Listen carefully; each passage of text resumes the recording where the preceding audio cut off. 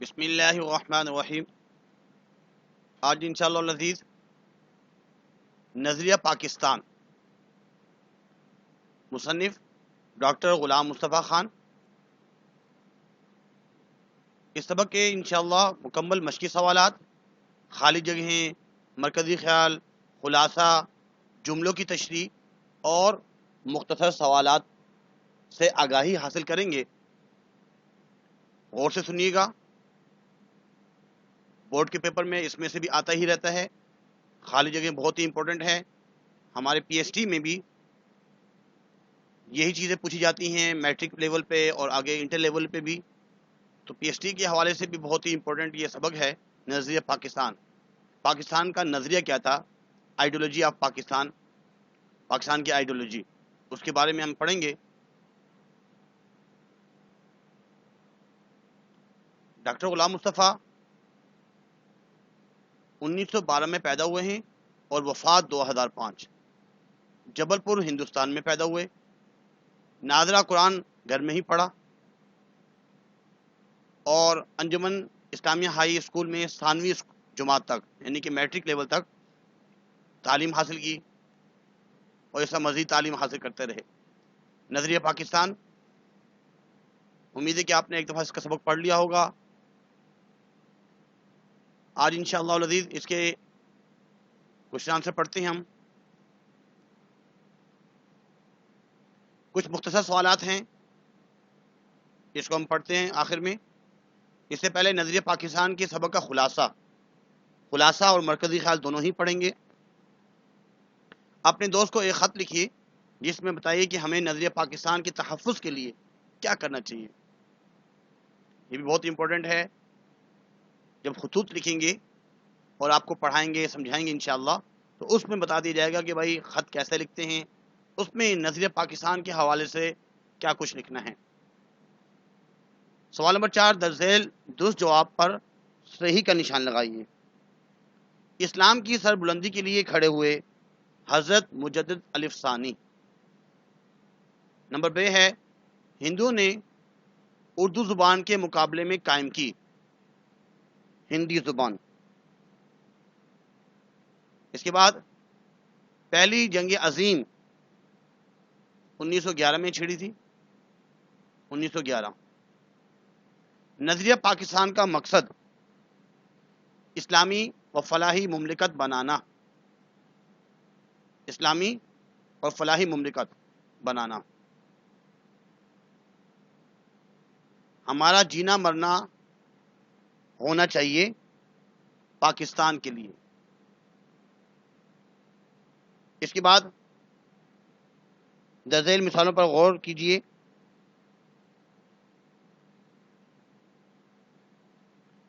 تم اچھے بھلے پڑھے لکھے آدمی ہو، کوئی ڈھنگ کا کام کرو۔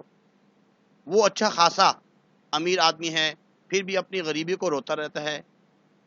دونوں بھائیوں میں بس 19-20 کا فرق ہے۔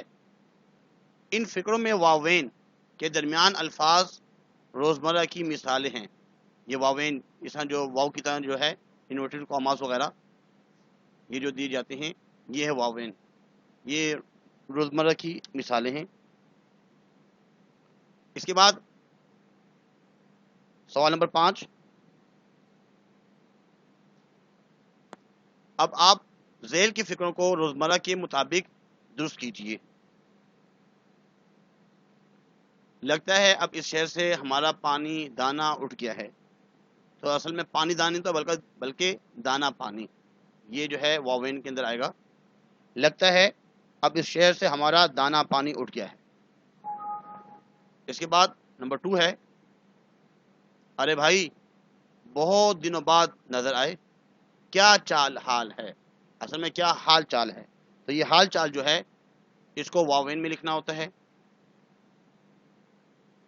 بڑی دوستی تھی دونوں میں، لیکن آج کل کچھ بن ان ہے، بن ان نہیں بلکہ ان بن ہے، تو ان بن لکھ کر اس میں واوین وغیرہ ڈالیں گے اور درست جملہ بنائیں گے۔ اس کے بعد کچھ خالی جگہ اور مزید پڑھ لیتے ہیں، کیونکہ خالی جگہ جو ہیں پچھلی مرتبہ یہ بات چلی تھی کہ ہو سکتا ہے 50% جو ہے پچھلی مرتبہ خالی جگہ اس لیے خالی جگہ کو سمجھنے سے پورا سبق سمجھ میں آ جاتا ہے. خالی جگہ پڑھتے ہیں. مندرجہ ذیل میں سے درست جواب منتخب کیجیے. ڈاکٹر غلام مصطفیٰ خان 1912 میں جبل پور میں پیدا ہوئے. جبل پور میں. ڈاکٹر غلام مصطفیٰ خان ڈیش میں ہجرت کر کے پاکستان آئے. 1948 میں آئے تھے ہجرت کر کے. حکومت پاکستان نے اقبال اور قرآن کتاب لکھنے پر صدارتی ایوارڈ سے نوازا. ستارہ امتیاز سے نوازا تھا. ڈاکٹر غلام مصطفیٰ خان نے سن ڈیش میں 2005 میں وفات پائی. سبق نظریہ پاکستان ڈاکٹر غلام مصطفیٰ نے تحریر کیا. بادشاہ اکبر، اس میں اکبر نے ہندو کے بے جہرواداری کی، جس سے ہندوستان میں کافرانہ طور طریقے رائج ہو گئے تھے. اکبر کے آخری دور میں اسلام کی سربلندی کے لیے مجدد الف ثانی کھڑے ہوئے رحمہ اللہ. مجدد الف ثانی کی کوششوں سے شاہ جہاں اس کا بیٹا اورنگزیب دین کا خادم بنا، دین کی خدمت کرنے والا. نمبر 9 ہے اورنگزیب. اس کا آنسر اورنگزیب کے بعد اس کے بیٹوں کے باہمی نفاق، منافقت اور کمزوری کی وجہ سے مغلیہ سلطنت کا زوال شروع ہو گیا. جب دین کے اندر، اسلام کے اندر کمزوری تھی، ایمان کے اندر، تو اس کی وجہ سے مغلیہ سلطنت کا زوال شروع ہو گیا. اسلام کو سربلند کرنے کے لیے میسور کے سلطان حیدر علی قرآن کے بیٹے سلطان ٹیپو نے ہندوؤں کا مقابلہ کیا. تو اس میں میسور. ڈیش میں ہندو نے کانگریس کی بنیاد ڈالی 1885 میں. ہندو نے مسلمانوں کی مشترکہ زبان اردو کے مقابلے میں ہندی زبان کو قائم کیا. ہندی زبان، اس کا آنسر ہے ہندی زبان. مسلم لیگ کا قیام 1906 میں عمل میں آیا. 1906. کل ہند مسلم لیگ، آل انڈیا مسلم لیگ، مسلمانوں کی ایک الگ تنظیم کی بنیاد نواب محسن الملک نے ڈالی. نواب محسن الملک. مسلم لیگ کی تنظیم ڈھاکہ میں قائم ہوئی. مسلم لیگ جو بنی تھی وہ ڈھاکہ میں بنی تھی. پہلی جنگ عظیم سن 1911 میں چھڑ گئی تھی. تحریک خلافت برادران علی، شوکت علی، برادران علی جو ہیں انہوں نے شروع کی. مولانا محمد علی جوہر، مولانا محمد شوکت علی. ہندو نے مسلمانوں کو ہندو بنانے کے لیے شدی تحریک شروع کی. ہندو نے مسلمانوں کو ختم کرنے کے لیے سنگٹن تحریک شروع کی. نہرو رپورٹ سن 1928 میں شائع ہوئی تھی. نہرو رپورٹ کے جواب میں قائد اعظم محمد علی جناح نے کہ ان کے جو 14 نکات ہیں، 14 پوائنٹس، وہ سامنے آئے. خطبہ الہ آباد سن 1930 میں پیش کی گئی. قرارداد پاکستان، یوم پاکستان جو ہے ہر سال 14 اگست کو منایا جاتا ہے. 14 اگست کو قرارداد پاکستان. جب بات کی جاتی ہے قرارداد پاکستان، تو قرارداد پاکستان 23 مارچ کو منایا جاتا ہے، کیونکہ 23 مارچ 1940 میں لاہور منٹو پارک میں ہوا تھا یوم پاکستان، پاکستان ڈے. جب یوم آزادی کی بات کریں گے، یوم آزادی جو ہے وہ 14 اگست کو منائی جاتی ہے، 14 اگست کو. نظریہ پاکستان کا مقصد اسلامی و فلاحی مملکت بنانا. ہمارا جینا مرنا پاکستان کے لیے ہونا چاہیے. اس کے بعد ہم اس کا مرکزی خیال اور خلاصہ پڑھیں گے، اور اس کے بعد شارٹ کوسچن آنسر پڑھیں گے. تو خلاصے میں سب سے پہلے حوالہ لکھنا ہوتا ہے. حوالہ نظریہ پاکستان. سبق نظریہ پاکستان کے مصنف ڈاکٹر غلام مصطفیٰ خان ہیں. اس کے بعد تعارف مصنف کہ 1912 میں پیدا ہوئے ہیں، جبل پور ہندوستان میں. ابتدائی تعلیم وہیں انہوں نے حاصل کی، جبل پور میں، اور تحصیل علم کا شوق علی گڑھ لے آیا. پھر علی گڑھ کالج سے ایم اے اور پھر اور ناگپور یونیورسٹی سے PhD اور ڈیلیٹ کی ڈگریاں حاصل کی۔ اپنی علمی زندگی کا سفر علی گڑھ سے شروع کیا اور ادب، شاعری، تاریخ اور تحقیق میں اپنی نوعیت کے کام انجام دیے۔ ان کی تصانیف کی تعداد 100 سے زیادہ ہے۔ وہ اردو کے ساتھ عربی، فارسی، انگریزی اور ہندی زبانوں پر بھی عبور رکھتے تھے۔ 1948 میں ہجرت کر کے پاکستان آئے۔ حکومت پاکستان نے اقبال اور قرآن 1948 میں آئے تھے یہ اقبال اور قرآن کتاب لکھنے پر صدارتی ایوارڈ ستارہ امتیاز سے نوازا۔ آپ کی تحریر کردہ کتابیں پاکستان کی جامعات میں، یونیورسٹیز میں پڑھائی جاتی ہیں۔ مرکزی خیال، سبق نظریہ پاکستان کا مرکزی خیال یہ ہے کہ نظریہ کسی بھی قوم کے لیے قوت متحرکہ کا کام دیتا ہے۔ دائرہ اسلام میں داخل ہونے کے ساتھ ہی رنگ، نسل، زبان اور علاقے کے تمام امتیاز ختم ہو جاتے ہیں، سب برابر ہو جاتے ہیں، سب بھائی بھائی ہو جاتے ہیں۔ مسلمانوں کا نظریہ یہ ہے کہ روئے زمین پر بسنے والے تمام مسلمان، دنیا میں جتنے بھی مسلمان ہیں، ایک ملت ہیں، ایک قوم ہیں، اور اسی تصور کی بنیاد بنا کر پاکستان کی اساس رکھی ہے۔ بتا رنگ خون کو توڑ کر ملت میں گم ہو جا، نہ تو رانی ہے ایرانی جو ہے باقی، نہ ایرانی نہ افغانی۔ نظریہ پاکستان محض ایک نظریہ ہی نہیں بلکہ اس کا مقصد اسلامی زندگی اور قدروں کا تصور ہے۔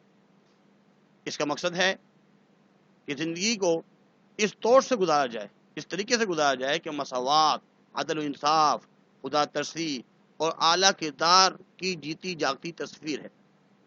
قومی مفاد کو ذاتی مفاد پر مقدم رکھیں، ہر قسم کی گروہ بندی سے بالاتر ہو کر تمام پاکستانوں کی فلاح و بہبود کی کوشش کرنی چاہیے۔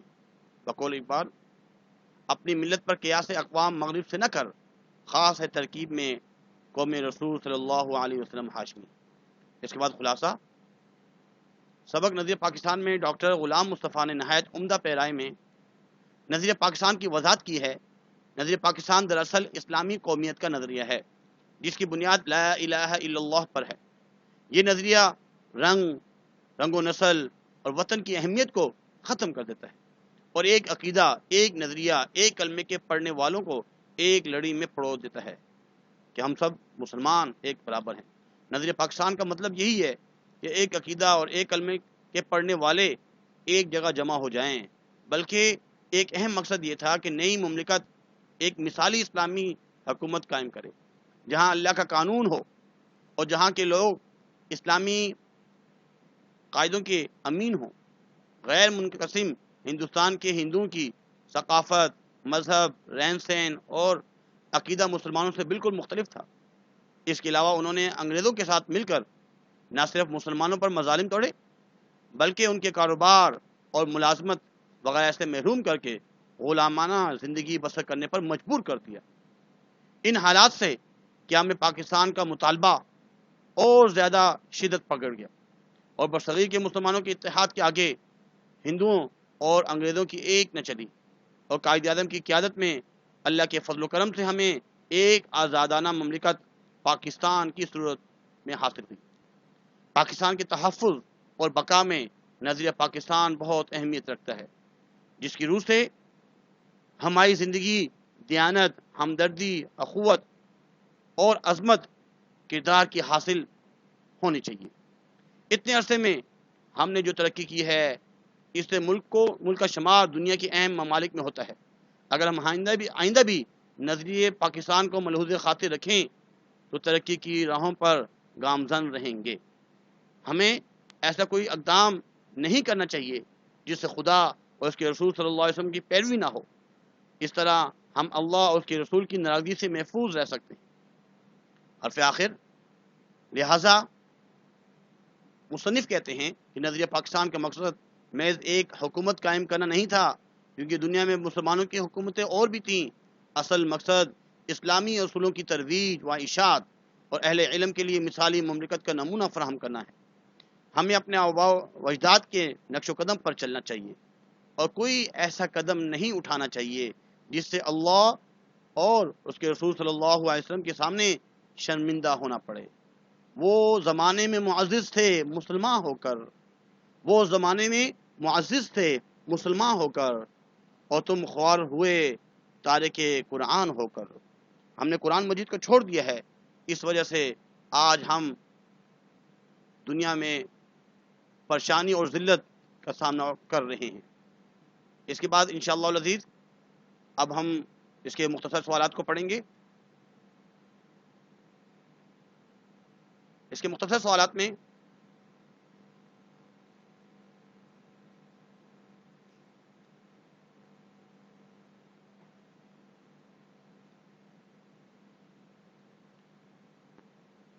پہلا سوال ہے، نظریہ پاکستان کا مفہوم کیا ہے؟ جواب، نظریہ پاکستان کا مفہوم انسانی اخوت، مساوات، دیانت، خدا پرستی، ہمدردی اور عظمت و کردار ہے۔ اس میں اسلامی زندگی کا تصور بنیادی حیثیت رکھتا ہے۔ دوسرے الفاظ میں نظریہ پاکستان اسلامی طرز معاشرت کا ایک آئینہ دار ہے۔